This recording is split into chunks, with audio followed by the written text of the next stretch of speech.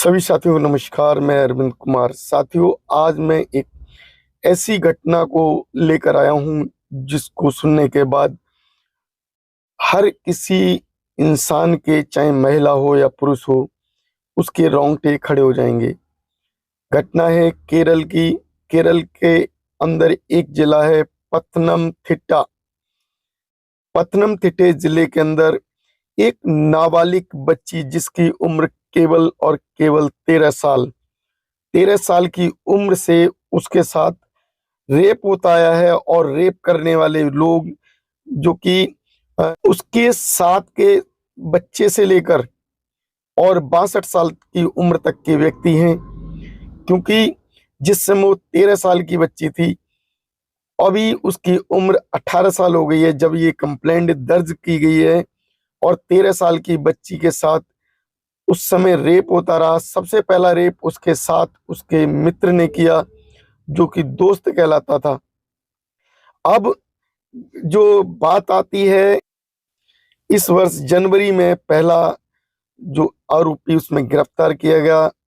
उस केस में जो टोटल आरोपी हैं 59 हैं। 59 में से 57 आरोपी वो गिरफ्तार हो चुके हैं। और जो गिरफ्तार हुए आरोपी हैं वो अ, उनके खिलाफ 30 केस बने हुए हैं। अभी तक 30 मामले दर्ज हैं उस केस में। एक ऐसी नाबालिग बच्ची जो कि मजदूर की बेटी है, मजबूर की बेटी है, और वो कहीं ना कहीं उस मजबूरी के कारण उसके साथ रेप होता रहा। रेप करने वाले लोगों में उसको शिक्षा देने वाले लोग, जो कि एथलीट, बच्ची एथलीट है, एथलीट के जो शिक्षा देते थे वो एथलीट के शिक्षक भी हैं। उसके बचपन का दोस्त, उसके दोस्त के दोस्त, और उसके पड़ोसी, और उनके साथ साथ जो अन्य जानने वाले उसके पड़ोसी के या अन्य व्यक्तियों के, जो कि जिसको जिसको पता चलता रहा उस बच्ची के साथ, उन्होंने क्योंकि वीडियो बनाया हुआ था, और वीडियो के आधार पर उस बच्ची को ब्लैकमेल करते रहे। अब मैं इस मामले को डिटेल से समझाता हूँ। केरल के पथनमथिट्टा जिले की घटना है। और इस घटना में जो 59 आरोपी हैं, 59 रेपिस्ट हैं। उन्होंने 13 साल की उम्र से उस नाबालिग बच्ची के साथ रेप किया, जो कि मामला पॉक्सो में आता है। पीड़िता के आधार पर जब जो है पथनमथिट्टा जिले के अंदर जो कि पहला केस दर्ज हुआ था, थाने में कुल जो 30 मामले बने, और जो 30 मामले जो बने गए, 4 पुलिस थानों में अब तक दर्ज हुए हैं ये मामले। क्योंकि जो आरोपी हैं वो अलग अलग ये थानों के रहने वाले हैं। और जो 13 साल की उम्र से दर्जनों बार उसके साथ यौन शोषण हुआ, गैंगरेप हुआ, और गैंगरेप जो बताया गया है कम से कम 5 बार से अधिक बार उसके साथ गैंगरेप भी किया गया। अब 18 साल की उम्र हुई है उस बच्ची की, जब उसे जो कंप्लेंट करने की जो सोच आई। 18 साल की उम्र है जब उसके साथ ये घटनाएं दिन पर दिन बढ़ रही थी। बच्ची के माँ बाप जो है, जो कि एक मजदूर हैं, और वो दिन में काम करने के लिए चले जाते थे।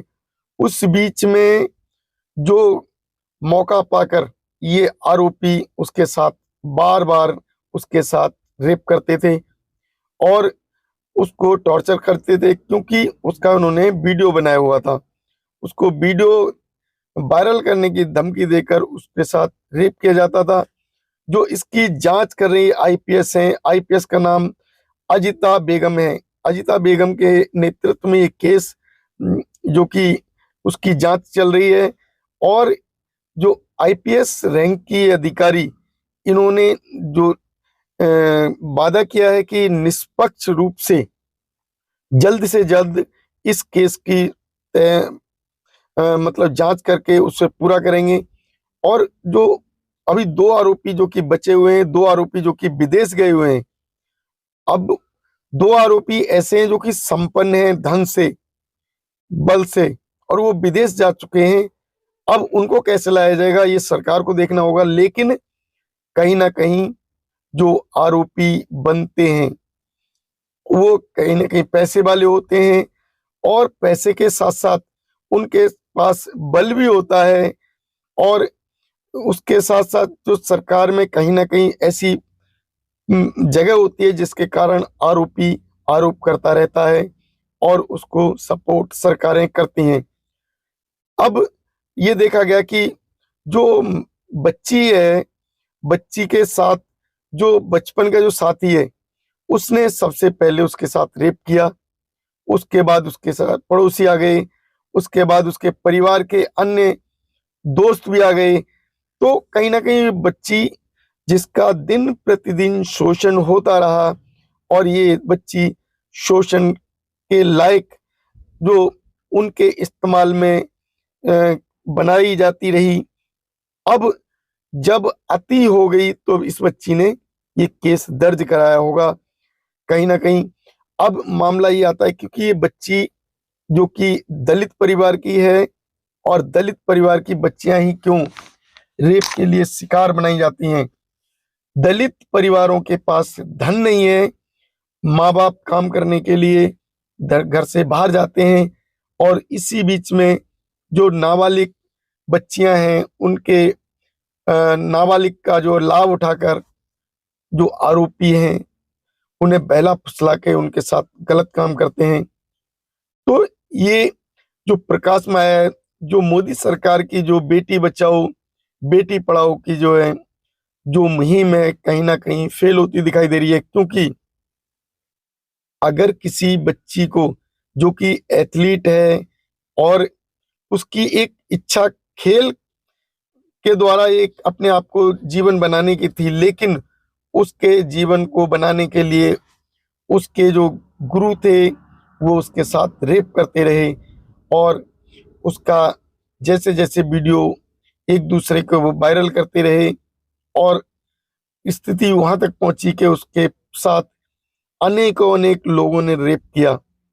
अब हमें अपने इस तरीके की घटनाओं से सचेत करना है अपने परिवारों को, अपने परिवार की उन बच्चियों को जो बच्ची नाबालिग हैं जिनमें समझ नहीं है अभी, या उन बच्चियों को जो कि हमारे जो देख रेख में रहती हैं, चाहे हमारे परिवार की हो या किसी परिवार के बाहर की बच्ची, उसके साथ अगर कोई ऐसी घटना होती है तो उसे समझाने की कोशिश की जाए, उससे सचेत किया जाए। घटना से पहले ही अगर हम किसी बच्ची को जागरूक कर देंगे, घटनाएं अगर होती हैं तो उसके लिए माँ बाप भी जिम्मेदार होते हैं, घटनाओं के पीछे परिवार भी जिम्मेदार होता है। तो कहीं ना कहीं जो इस तरीके की घटनाएं हो रही हैं, ये घटनाएं नहीं होनी चाहिए।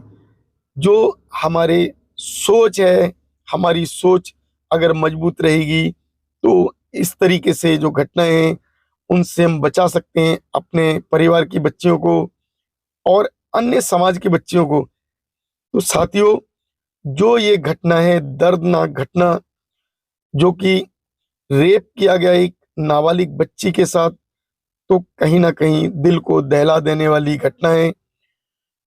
इस तरीके से जागरूक जो कि बच्चों को करके, अगर हम बच्चों के साथ प्रेम से उन्हें समझा के, उनके जीवन के उन घटनाओं को बता के हम उन्हें सचेत कर सकते हैं अपने बच्चों को, उनके लाइफ में इतनी जो ऐसी घटनाएं ना घटें उसके बारे में हम उन्हें जागरूक कर सकते हैं। तो साथियों, ये जागरूकता का वीडियो आपको अगर समझ में आया हो तो इसको शेयर करें, जिससे हमारे देश की, हमारे समाज की, हमारे अ, अड़ोस की, पड़ोस की, हमारे परिवारों की बच्चियां वो इस तरीके की वीडियो सुनकर, देखकर अपने आप में कुछ ऐसा जो कि घटना घटने वाली हो उससे बच सकें। तो साथियों, हमारी वीडियो को शेयर करें।